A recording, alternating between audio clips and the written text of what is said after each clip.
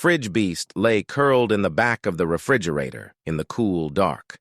As thick as the girth of an average human thigh, slimy, cold to touch, with dark patterned skin and sleepy eyes.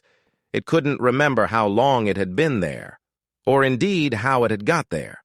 It knew food came regularly, fruit and fresh meats, and it ate them happily, sometimes slithering up and down the shelves to get a particularly tasty morsel.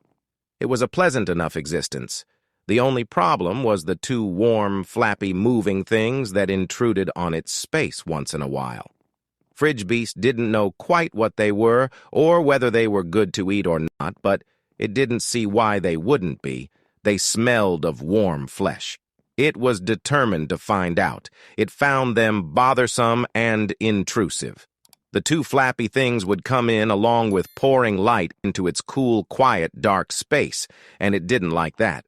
The flappy things would move the food around, although they would put in new food too. So that was good. But maybe the flappy things themselves were food? Maybe they were tastier than any of the cold, still food they left in the fridge?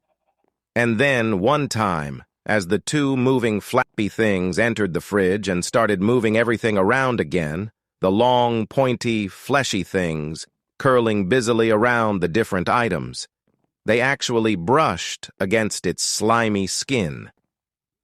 Fridge Beast heard a short screech, and a human voice cried out, "What the hell is in the back of this fridge? Marie, when was the last time you properly cleaned out the fridge?"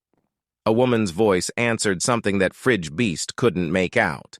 But it felt the creeping danger and knew its nice, pleasant home was under threat.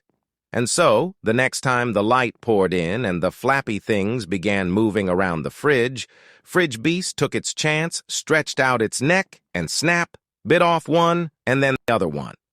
Blood spurted out everywhere, and the sound of terrible human screams filled the air.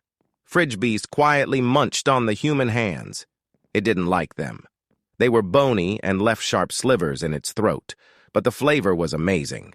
So, with the door of the fridge open and the light pouring out, it slithered right out, plopped onto the kitchen floor, and slid its way to the human, covered in blood and screaming in agony, lying writhing on the ground for a fuller feast.